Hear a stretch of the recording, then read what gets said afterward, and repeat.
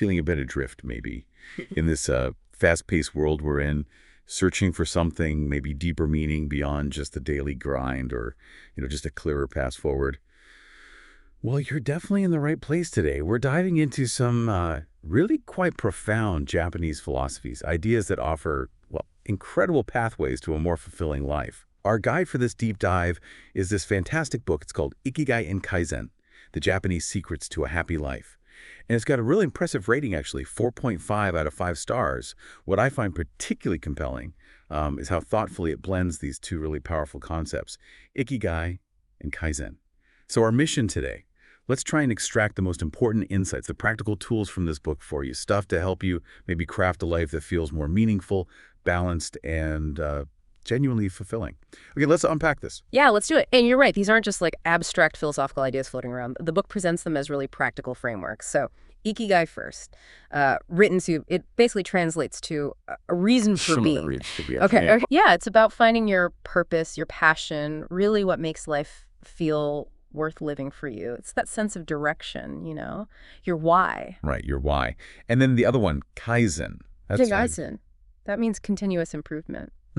This one's all about making small, consistent steps towards getting better, not just in one area, but really across all aspects of life. So it's not just about work productivity or... Not at all. The book really emphasizes they're tools you can pick up and use right away in any part of your life.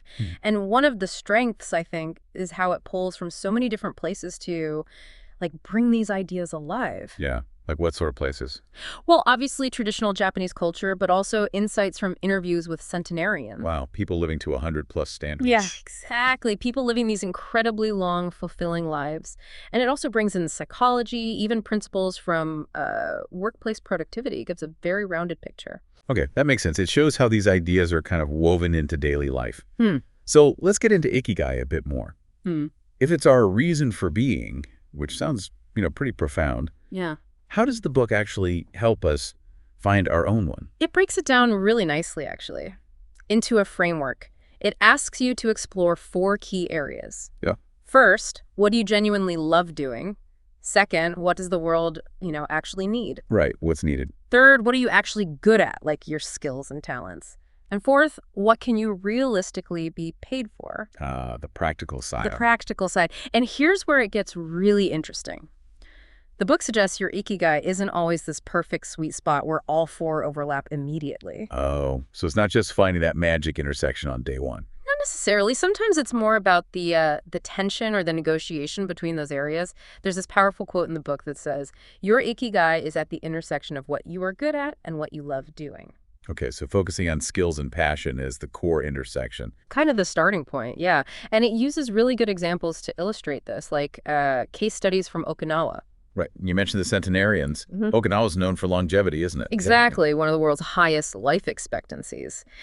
The book shows how people there really live out these principles, how having that sense of purpose, that Ikigai, seems to be a key factor. That idea of negotiation you mentioned, that's really interesting because I bet a lot of people listening might think, okay, I love painting, but I can't get paid for it, or the world doesn't need my specific hobby right now. How does the book suggest bridging that?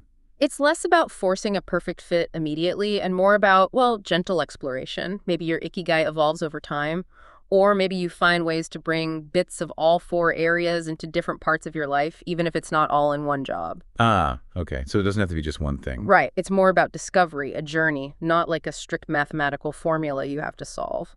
That makes a lot of sense.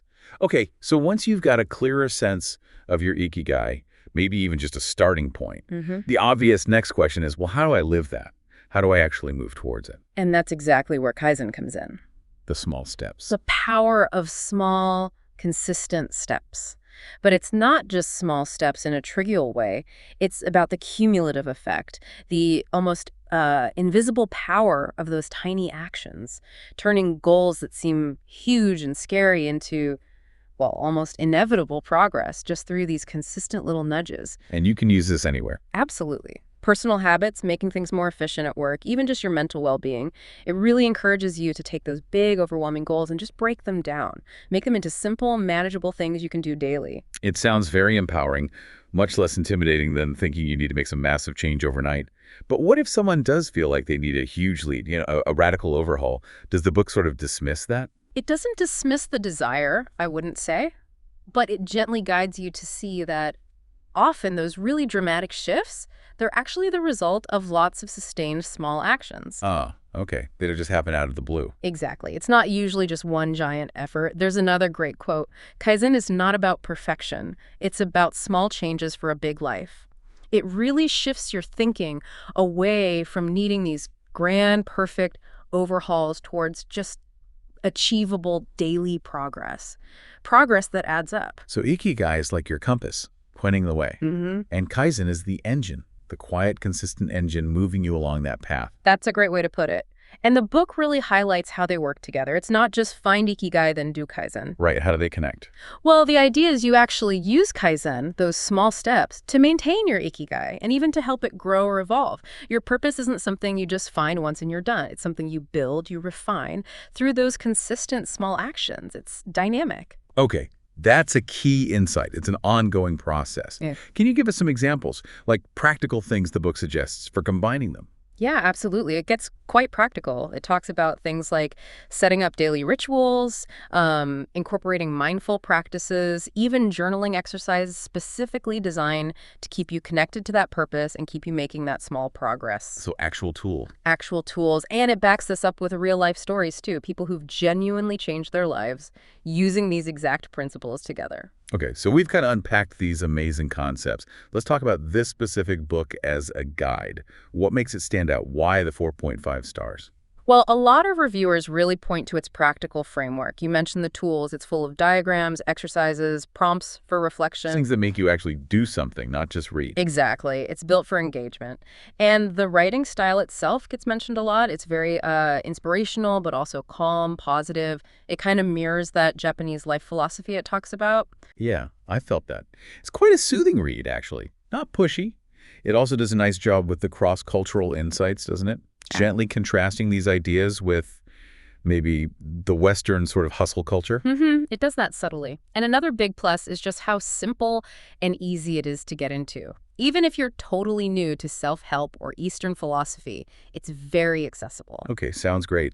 But are there any, critiques, areas where maybe it falls a bit short for some readers? Sure, and it's good to be balanced. Some readers, especially if they've already read similar books like the original Ikigai book by Garcia and Miralles, or maybe James Clear's Atomic Habits. Right, Atomic Habits cover small steps, too. Exactly. So for those readers, some points might feel a little repetitive. That's fair. Also, while it uses interviews and cultural context, it does lean more towards anecdote and lifestyle inspiration rather than hard empirical data. So maybe not for someone looking for a deeply scientific breakdown. Probably not its main focus, no. It's more philosophical and practical in a lived experience kind of way. And maybe for someone seeking very specific, targeted professional strategies, say, for business growth, the advice might feel a bit broad. A bit idealistic, perhaps. But that sounds more like managing expectations. Right. This is not trying to be a corporate strategy manual. Precisely. It's positioned as a holistic guide for life fulfillment. So what does this all mean then? For you listening right now, who would really get the most out of digging into these ideas, maybe picking up this book? Well, I'd say it's profound for anyone who's feeling a bit lost, maybe overwhelmed, or just lacking that sense of purpose right now. Yeah. And if you're already interested in things like minimalist living, mindfulness, or just curious about Japanese philosophy in general, you'll likely find a lot of value here. Definitely. I think it's also great for professionals, maybe feeling a bit burnt out, who are looking for a gentler way to think about productivity and changing habits. Or, like you mentioned, if you enjoyed books like Atomic Habits, maybe The Power of Now, or even The Subtle Art of Not Giving a F, fits well in that space. The source review really nailed it, I think, calling it a soothing, motivational guidebook for anyone seeking more clarity, direction, and peace in their life. That sums it up well. And the final recommendation was pretty strong.